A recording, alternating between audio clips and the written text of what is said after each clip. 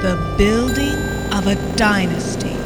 Literally everyone knows that Dune 2 is the first RTS game ever made, and it happened during our generation. But old people and know-it-all attention Vhoris couldn't just live with that. They made it their goal to evolve equally and started their own moon landing conspiracy, just like they did with the first-person shooter genre. First, they found Herzog II, but that only made them fight each other, because instantly someone cried that it's just a Kids These Days clone of Rescue Raiders 1984. As a result of their battles, because the war is never over, you can see Wikipedia's list of RTS games listing mostly turn-based games, fighting games, racing games and first-person shooters. Wikipedia article on Herzog II doesn't have a single argument for calling that action trash an RTS, but one of the listed sources for that argument is the Making of Dune 2 essay on some fan site called Off the Edge, and it literally contradicts the claim it supposedly supports.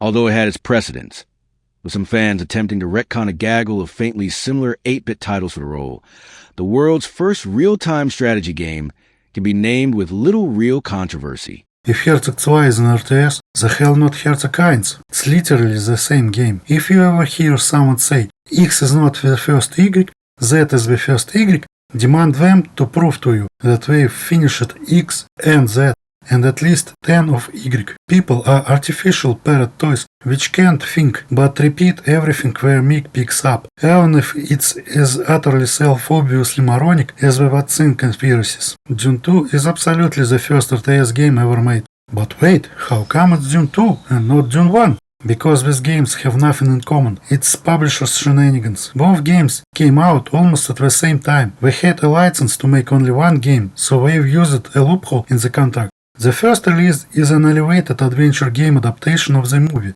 while this one is an RTS prequel, taking place too many years before that.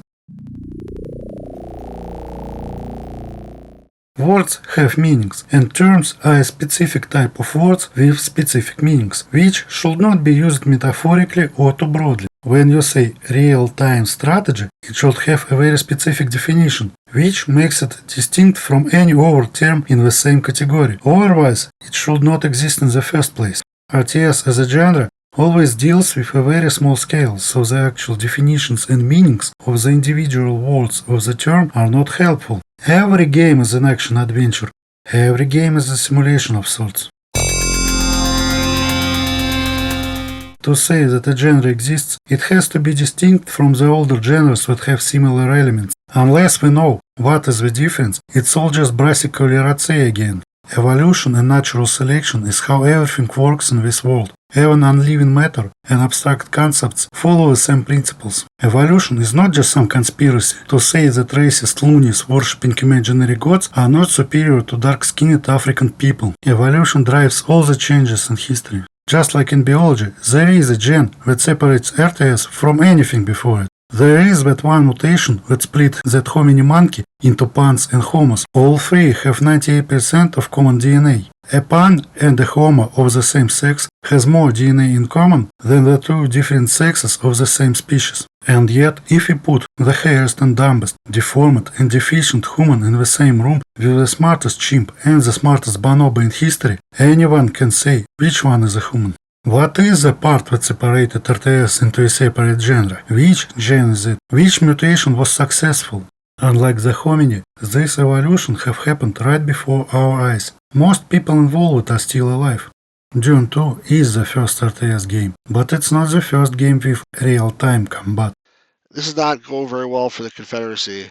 One of the earliest computer games genres was an attempt to adapt wargame board games into the digital format. So, tactical combat exists almost from the very beginning. But, with the increasing computational power, computer games started to offer something board games could never dream of: the real-time combat of outdoor Steam games. The digital real-time tactical combat appeared way before it was deserving to be called that. All the code was still running turn-based on a queue, and the graphics were more like a collection of slides. So, even in the category of the real-time tactical combat, Dune 2 is the king, with its amazing animations and full depiction of all the actions. How something can be first if there is nothing before it? Like this, that's how. The developers of Dune 2 made a statement that they never even heard of your garbage Herzog II. It's a forgotten by time itself meme of a garbage game no one has played.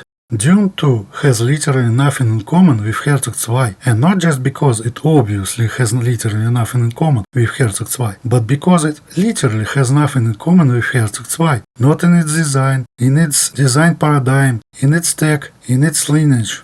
Because you know what is Dune 1 spiritually? Battletech: The Crescent Hawk's Revenge, developed by Westwood Associates. Battletech: The Crescent Hawk's Revenge is a real-time tactics game with the familiar min touchscreens, with the barely different choices for the next mission, and with the same orders menu interface. It is very easy to find the gene of the RTS genre. We move from the both ends of the real-time tactics to RTS pipeline and point at the point where one genre ends and the other genre begins. If you take any modern RTS game, you can directly trace it to Warcraft 2 and Command & Conquer, with no big changes. Both games came out about at the same time and both games followed the same evolutionary path. They began the second generation of RTS games, and the genre hasn't changed since. It only matures to have more QoL, uses the increased computing power to increase the scale of the battles, and mutates into further subgenres. But the core is still the same. Yes, if you play the first generation of RTS games, Dune 2 and its literal clones, they are noticeably different from the second generation in how you interact with the world and which approach do you use. But the difference between Dune 2 and modern RTS games only in its GUI and the whole control scheme, inherited directly from the turn-based combat games and from tactical games before it. So now, we just take Dune 2 and remove Battletech: The Crescent Hawk's Revenge from it. What is left is the difference between RTS and non-RTS games. Without the combat, what is left is the peasants, the buildings, including civilian ones, resources, and direct control. It was the Dune IP itself that forced the developers to include worms, spies, and harvesters. You can't have a Dune game without them, so much so that even the adventure game Dune included the harvesting of resources. The civilian, non-combat units that are necessary to get the economy going are the cornerstone of RTS genre. They have to venture out of heavily defended bases to gather resources on the contested territories, and you have to protect them. I've done a ton of research. I tried every relevant game before Dune 2. I've looked up all the interviews I could find. I read and watched all the terrible garbage videos which can tell the difference between an RTS and an RTT and a city builder. But I can't find any earlier game with such base building. You don't have cities in separate nodes. You don't have immortal civilian structures. You don't have a layout that you just upgrade. No, every building matters. You have to do the city planning inside the combat zone. You have to fit as much as you can in a very limited space. And you have to think how your units will navigate the base. Putting the production buildings somewhere far away from the front lines will protect them from attacks, but all new units will have to commute all the way around the base if you didn't sacrifice space to leave a road. Picking which buildings go to the vulnerable outside and which to the secure inside, trying to fit the buildings of different shapes in a limited space, trying to protect the sites from flanking attacks, expanding so much that you have to build closer and closer to the battlefield. And you have to build civilian buildings that do nothing useful for the battle, but are necessary for the economy. Wind water traps, silos, and refineries waste your resources which you could have spent on an army, just to support the economy, to support the military logistics. Tactical games players never have to think about anything civilian. They don't care about logistics, all they do is battle. They never sacrifice the military budgets to grow the economy. They are just generals, not emperors. Non-craft camp games have resources inside the base. Westwood camp games have resources on the contested territories. Games which don't follow either design have some starting resources near the base, but the best spots are on the contested territories. And all RTS design paradigms allow for economic raids, where you sacrifice some military units to disrupt enemy's economy. Direct control of the units is the main skill of the genre. The combat of all the god games and city builders with indirect controls is just randomized mess. RTS has real-time tactics combat, which allows for early game decisive small-scale skirmishes in PvP. The skill of precise clicking and of good timing separates players into different ranks. It is very important to properly position your attacking forces on the grid in the early games. In Age of Empires games, your archers can be running away from melee pursuers, but you stop them for a second to shoot a volley on cooldown before continuing to run away. You can throw enemies' archers' aim off by changing your direction. In StarCraft, the usage of the crooked grid allows some units to pass while others get stuck between the buildings. In Cossacks, you use the range of the guns to your advantage, or outmaneuver the enemy's army with light cavalry to attack its base. You can evade enemy ships' fire with your light ship, then return fire. And here we have it, the RTS genes.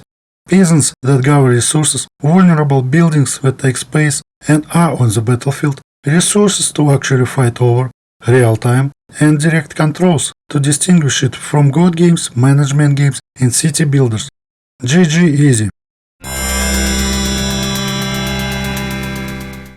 By the time I had a freer access to a PC, Dune 2 was already old, and the new unrecognizable generation games have come out.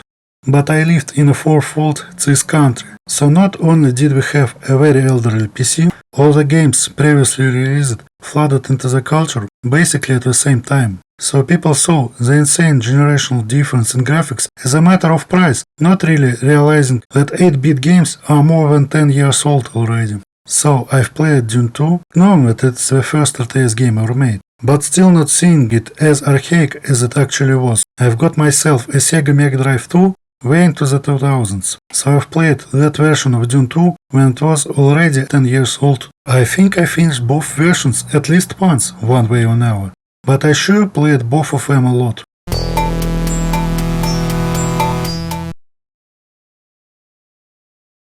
When Dune 2000 came out, everyone dismissed it for being literally the same game, but with the new graphics, and no one cared for the graphics if gameplay was good. I don't know what was wrong with us. Dune 2000 uses the second generation contextual mouse controls, while the original still uses menu commands and hotkeys, and you control each unit separately.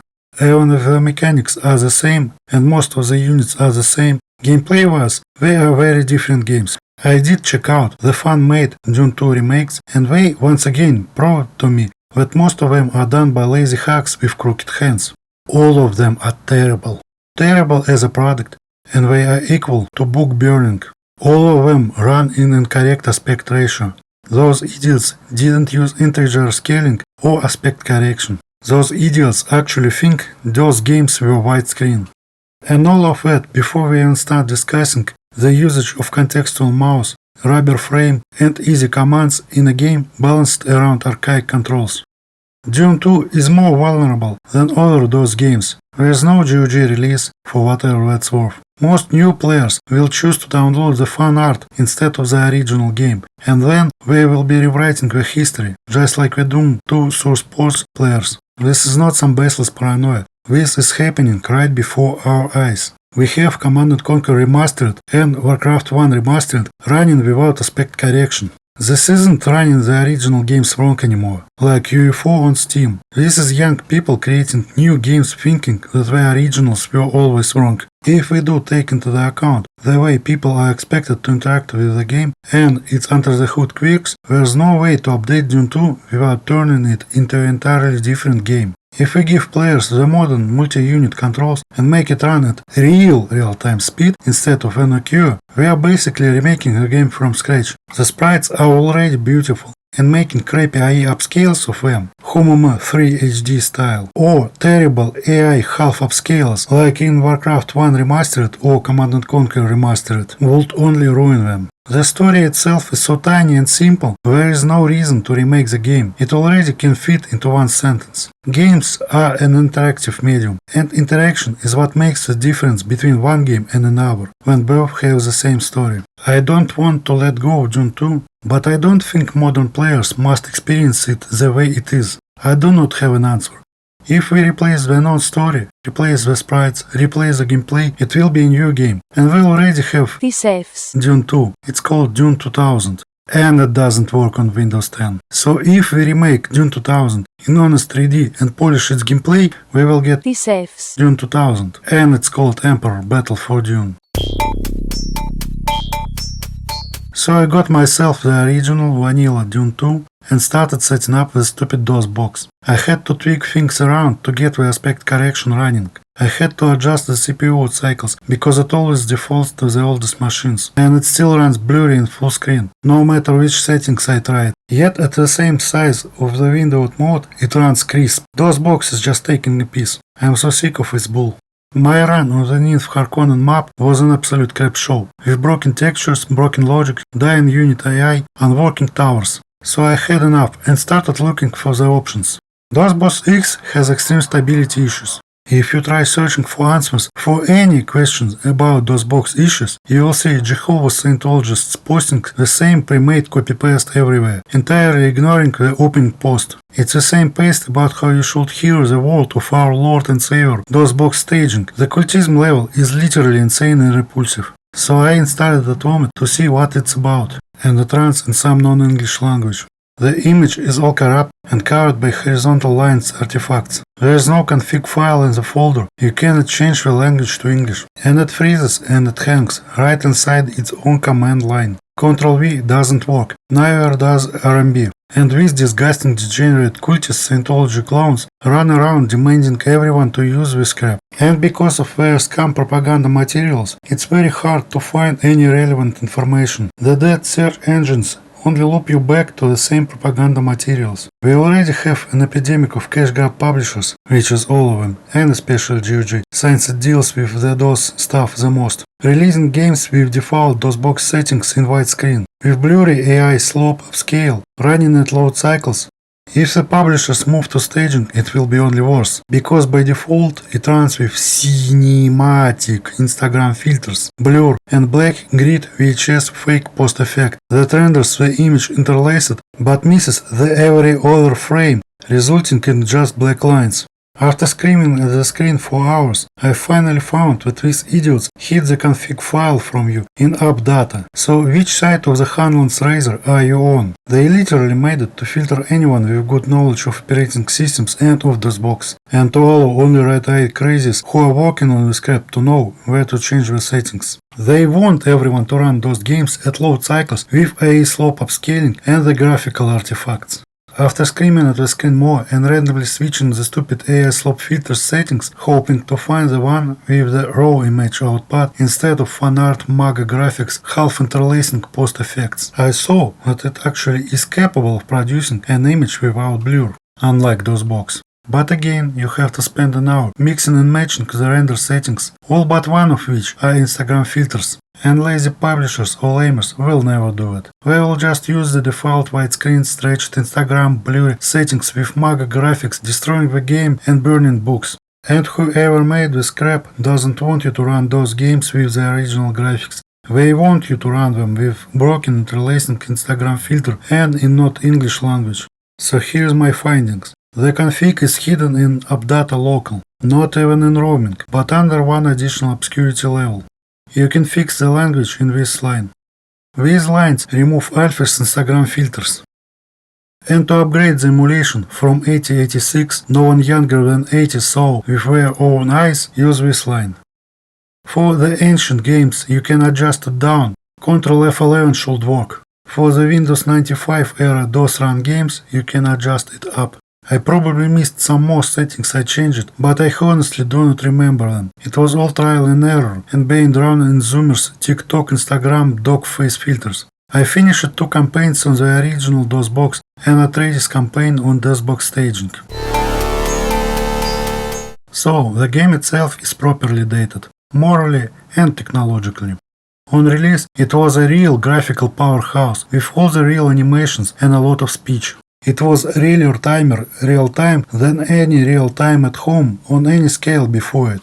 But it is still based on the old games that came before. The CPU runs slower than you could give orders. They were not idling like the modern ones, with enough responsiveness to imitate real-time action. So everything is on a queue. The moving is done in turns, the shooting is done in turns. A lot of the mechanics are tied to the CPU cycles and to the game speed, so you can change how the game behaves and its balance on the fly. At the fast speed, the rocket weapons get worse. Several towers can never hit just one ornithopter. The nukes fly in random directions. Building's repair tick is tied to speed, so a ton of tanks damaged slower than it repairs itself. The sonic tanks get the range of launchers at fast speed, but they are significantly nerfed at low speeds. And then, somehow, you get lower priority in the queues than the enemy units.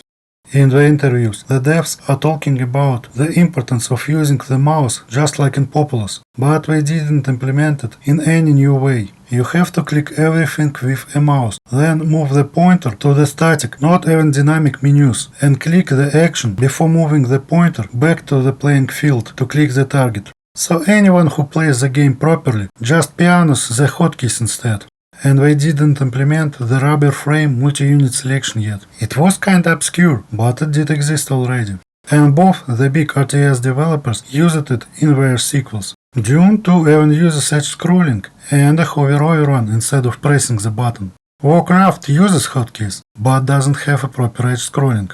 With the low FOV and with weak unit AI, it's an audio-heavy game. The narrator tells you when your harvester just idles and waits for your orders. Narrator tells you when you are attacked or when enemies are spotted. Narrator tells you when your units are ready.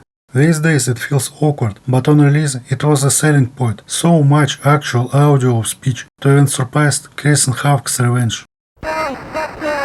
Ghostbusters!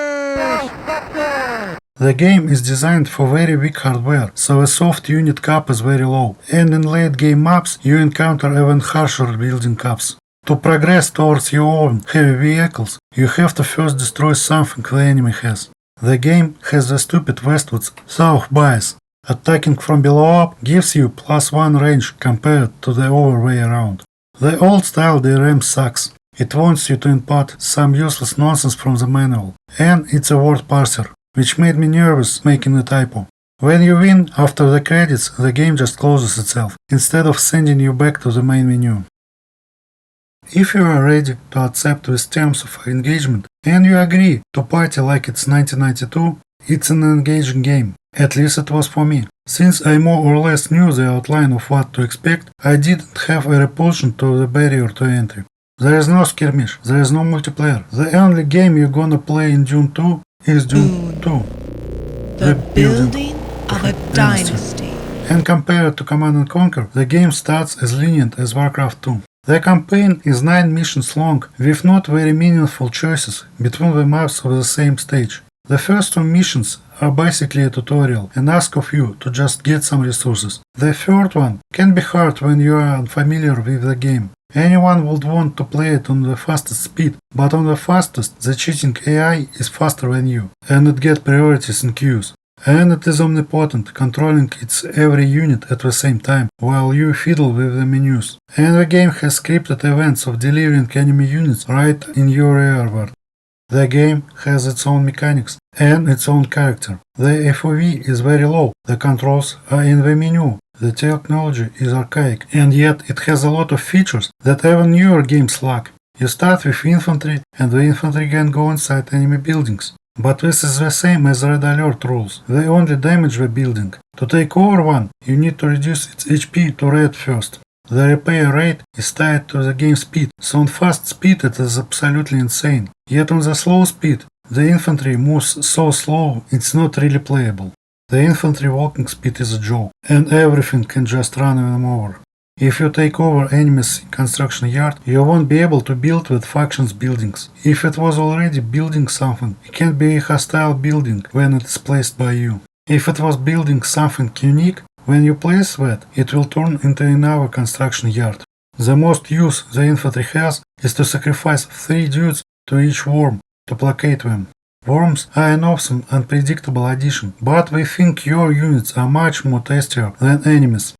In the late game, you can build WOR, whatever that means, which produces rocket infantry, and it is as squishable as the rest. But infantry can climb rocks where it can't be squished, if only there actually were any rocks in the maps. They barely appear, and each place is somewhere very far away from the places where they would matter. Dune 2000 offers a bit more rocks, but they don't start to matter until Emperor, where properly emplaced infantry can easily defend, and the rocks are plenty. The buildings require maintenance, they slowly degrade over time, and damaged buildings and units start to underperform. If you don't repair your wind traps, your grid will go into red. The game also demands of you to level the foundation. You can build any building on rocks, but it will start damaged and will degrade faster. You have carriers, which haul your units to the repair stations. On the one hand, you see your attack force dwindling, and the carriers are often get into enemy defenses and get shot down. But on the other hand, they theoretically speed up the harvesting, and when they steal your attacking forces, you get them back at the base instead of just losing the units. If you block your production buildings, the carriers will haul your units out of them into random places nearby. There's also ornithopters, which deal low damage and can be attacked only by towers, but you have no control over them, and the enemy always has a fully defended base, so they are a waste of resources. It's interesting how the design paradigm was streamlined for Command and Conquer, but all the cut features became the staple of the genre. You can upgrade the buildings, which disappeared from Westwood's games and reappeared in the series only when Westwood was closed. You can build multiples of the same building to produce the units in parallel. It's beneficial to have a very strong economy, because buildings and peasants are cheap. Building multiple refineries in CNC is a dangerous investment, because they are very expensive, while the resources are few. If your harvester gets blown up or eaten, you get a free replacement for your last one, which is another safety net in Dune 2. And when harvesters explode, they release some of the spice back. And then there's the starport. Instead of building the entire tech tree of buildings to get the launchers, you just build starport and buy them. The prices fluctuate from extremely high to going lower than Steam sales. Eventually, they will run out of wares, and it will take a very long time to restock. But for most missions, the initial offer is already enough. You can't look up the tech tree in the game, so you have to discover it experimentally and memorize it. The modern wikis are basically empty. The game offers infinite save slots. Why can't every game do that? And now we have storage measured in terabytes. Not only infinite slots is the most basic feature, but now people consume games entirely, exploring all the branching paths, and many people make videos and write their reviews. Having a lot of saves allows you to jump between them in search of relevant parts. Without slots, you have to have a big production, keeping the recordings of the whole time you were playing, and that means not just storage, but a very powerful system, since recording gameplay takes a lot of resources and can tank your frame rate. After a cool cutscene, the campaign offers you to pick one of 3 sides, which are not too different. You have to play 9 missions, often picking between 2 or 3 different maps, which usually doesn't matter too much. The last mission is the same map for everyone, only the openings are different.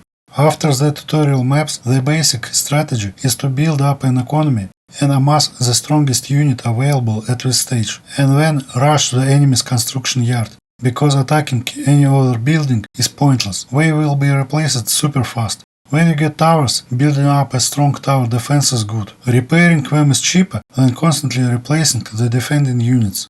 AI cheats, so raiding its economy is basically useless. Destroying the construction yard is the most important action, after which it's just mopping up the stragglers. With the low unit limit, AI's bases can wipe your attacking force pretty fast, and the turrets get instantly replaced as long as the construction yard stands. Once you get the launchers, they can deal with buildings very fast, but they are not very effective against towers. So covering them with tanks while they'll destroy the enemy's base is the main strategy. And on the last map, the enemy always gets 1 or 2 nukes. They target your construction yard, so you can get wiped out before you start the game. The supposed strategy is to somehow get an MCV as sub.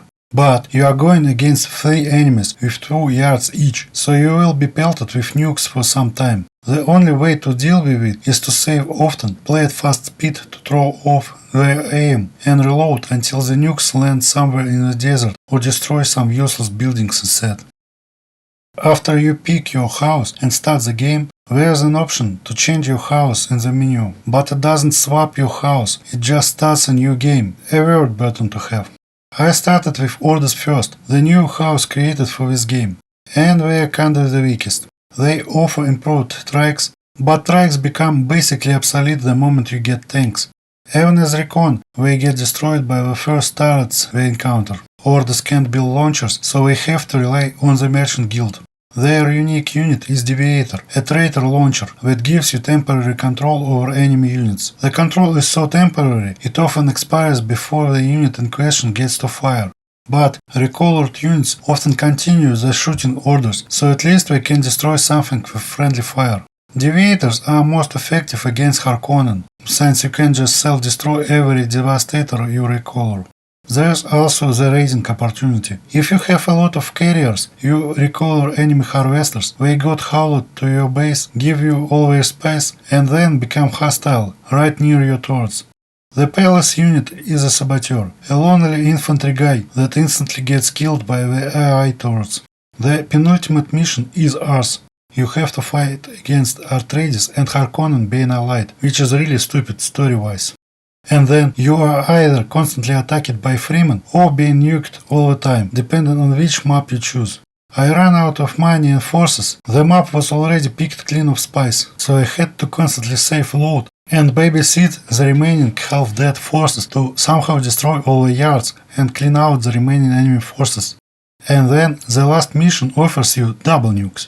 And you don't have any good units, like, at all. I was constantly safe loading while I was building a starport and assembling a small force to rush the central palace. My army was wiped several times, each attempt taking almost an hour, but finally I managed to blow up the palace without damaging the walls, so the infantry could not clear out the building site. I was playing blindly, so I had to do real scouting, and all enemies' double yards are hidden deep inside their well-protected bases. Somehow, I managed to find the yards and destroy the nukes, after which it was just mopping up the Atreides. After finishing with orders, I decided to treat myself with easy mode Harkonnen. I've even managed to find online maps, so I already knew the layout of enemy's base without having to send the heaviest tanks as recon. Harkonnen start with heavy infantry by default and can only make quads. Devastators are the tankiest tanks, but when destroyed they blow up, damaging nearby units. And when I finally got the palace, I could just nuke enemies' yards while turtling up in my base. In the last mission, the enemies had only one nuke instead of two, and then I built multiple palaces, so I nuked the enemies' yards and palaces without really leaving my base. Still, it went for a rather long time, and the game started to fall apart. The towers were forgetting to shoot, some buildings got replaced with land textures and showed concrete slabs HP.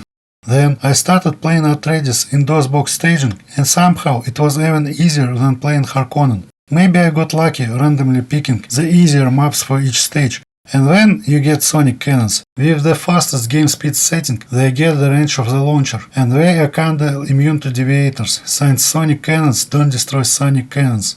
For the penultimate mission, I chose the map without nukes. Atreides Palace randomly sends some heavy infantry. Freemen are not strong, but they can be a decent distraction. For the last map, I got some Sonics and started with Harkonnen's base, and then moved in on the Emperor's Palace. Or is it? The game is playable and completable in its original state. It is very interesting as a historical artifact, but you cannot modernize it without changing it entirely. With modern controls, it turns into tank rushes against dummy AI. You fix the game queuing, and AI starts nuking you with high precision. While the whole siege dynamic changes, updating only the graphics on such ancient tech is dumb. Oh, hey, Warcraft 1 Remaster just dropped as an example of this. Remaking Dune 2 is kinda pointless since it already has 2 official remakes. Dune 2 doesn't have a complex story or an important plot, you can fit it into a sentence, and it is set as a prequel many years before the events of the books. All the maps are kinda the same, just skirmish battles with the same strategy. The gameplay is about cracking open the pre-placed AI bases. On release, it was like nothing else, and it was a technological leap forward. Playing it now was fun for me, but everything about the game is undeniably archaic and dated.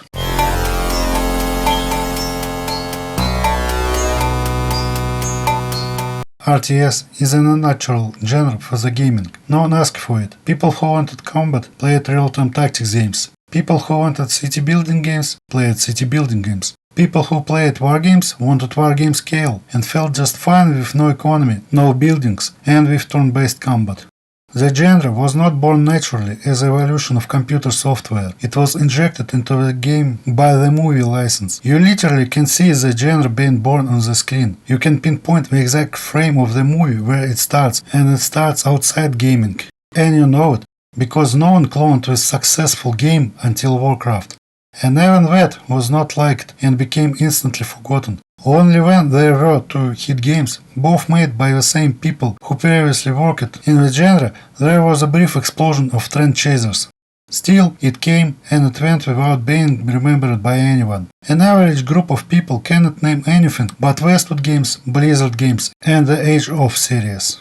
Even after the multiple FPS fashion fights were born and died, we still get thousands of them every year. Sci-fi ones, World War II ones, even the fantasy ones refuse to die. But not many RTS games. At best, we are fed re-releases of already existing RTS games, and even then, it's the same 3 IP that people can actually remember. No one remembers other games outside the big 3. The genre has disappeared. There is a reason why there are so damn many videos and articles talking about RTS being a dead genre, despite that not being true in the slightest. The genre is fine, people just do not want it. There are no new IPs, there is no money to be made. Gamers don't want the RTS genre. Yes, I do, there's a chance that you want it. But do you really? How can you tell that you want an RTS if you don't even know what RTS is and what RTS isn't? People say they love RTS games, and then they proceed to strip the genre into PvP, Diablo 2 clone Dota, and sell it as an RTS. People call RPG games RTS, people call city builders games RTS, code games RTS, 4X games RTS, turn-based games RTS, war games RTS, and of course they call every single real-time tactics game an RTS. Literally no one wants RTS games, but freaks like me. Everyone wants every other genre except an RTS. Dune 2 was born out of its movie IP. The genre was created in the book, then transferred to code when the devs got paid to see the film and use the license. Dune 2 was a hit. It sold whole 250,000 copies. Woohoo! Woo, how many? And now it cannot be bought anywhere anymore. The Ars game of Caesar 1992 sold 400,000 copies and it is on GOG right now.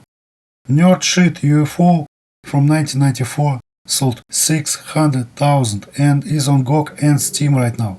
Alone in the Dark 1992 600,000 copies. Wolfenstein 3D 1992 1 million copies.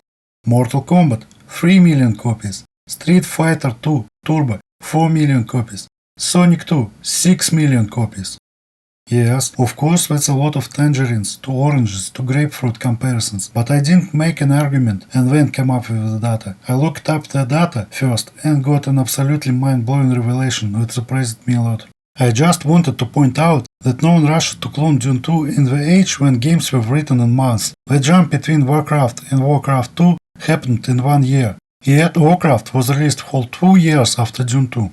Dune 2 was successful and critically acclaimed, but it was not selling, because most people didn't want it. The development history of Warcraft states that Silicon and Synapse were also surprised that no one cloned Dune 2 for whole 2 years. So they decided to take the matter into their own hands by changing the setting to generic fantasy. And, well, as you can literally see, non-craft series is the lesser of the genre, design-wise, without the license. All your resources are literally inside your base, there is no battles over resources and harvester defense.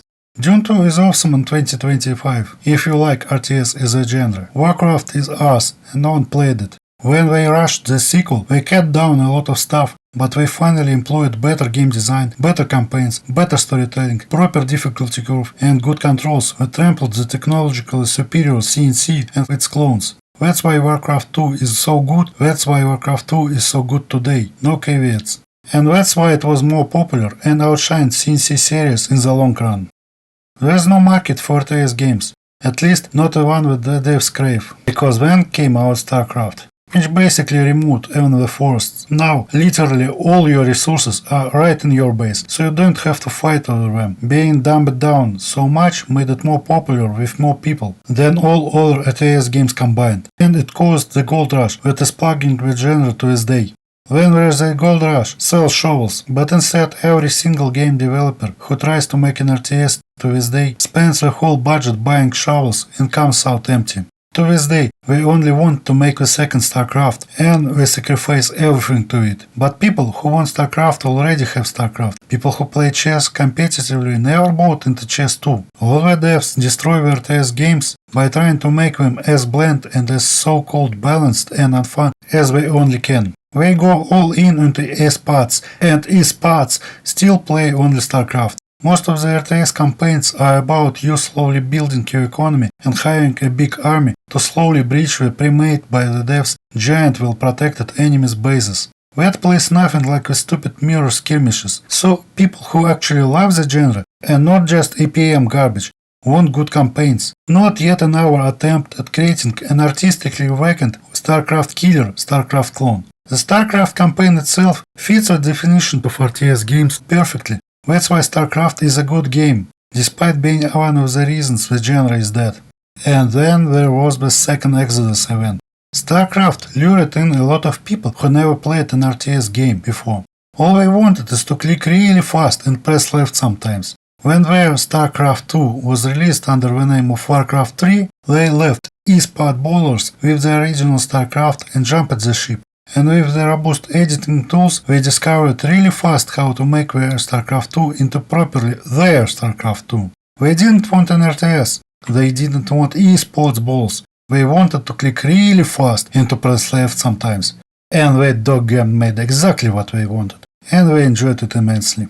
The devs still are trying to chase that StarCraft Magic Dragon of artificially inflated sales and player counts, but the Magic Dragon has left, the fairy tale has ended. Everyone who wants esports will never switch. Everyone who wants to click really fast and press left sometimes created their own genre where they can do just that. The core audience of RTS genre is minuscule. People who are vivid since Dune 2 are expiring or losing interest. New people do not join in. The reason we don't have RTS games anymore is not the evil corporations. The reason we don't have RTS games anymore is you. You hate RTS as a genre. You'd buy anything but an RTS. Grey Goo was and still is a new IP, a good RTS game with a good campaign, but people did not buy it, and then proceeded to tell everyone to not buy it. People hate RTS as a genre. People want it to stop existing.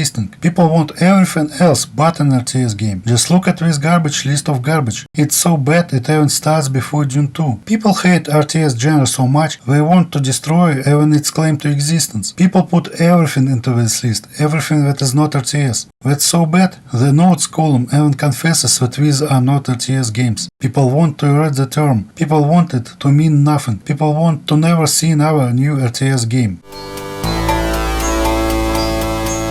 So, going back to what I think about Dune 2 in 2025. Recommending Dune 2 in 2025 is hard because of a truly archaic tech. Obviously, all the fun remakes are disgustingly bad as expected, just vile and harmful. Made by idiots who put everything into wrong aspect ratio. And then, if they even did magically run on modern tech, fully keeping the aspect ratios, or even using new textures like Red Alert Remastered, replacing with original GUI and controls will change the game entirely. The campaign maps were designed and balanced for players who are struggling with the controls and move each individual unit one by one. The engine ties the logic to the game speed. The game consists of slow, deliberate sieges, probing attacks, vectors of approach, targeting the construction yard, reconnaissance. With modern Warcraft 2 controls, the game will turn into mindless, rubber-framed tank crushes. And at that point, why even play an RTS? Why not go play a MOBA or an Blitzkrieg, if tanks is the desired aesthetic? At the same time, playing the absolutely first RTS game ever as someone who actually plays the genre,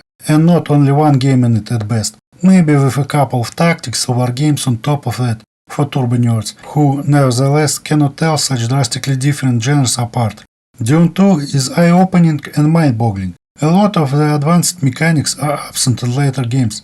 In the context of the entire decade of the 90s, Dune 2 is absolutely one of the greatest games ever, with tons of gameplay even today. Dune 2 is a must-play for people who actually like RTS for RTS, but not for people who play all the other stupid genres, falsely calling them RTS while actively and furiously hating the real RTS as a genre.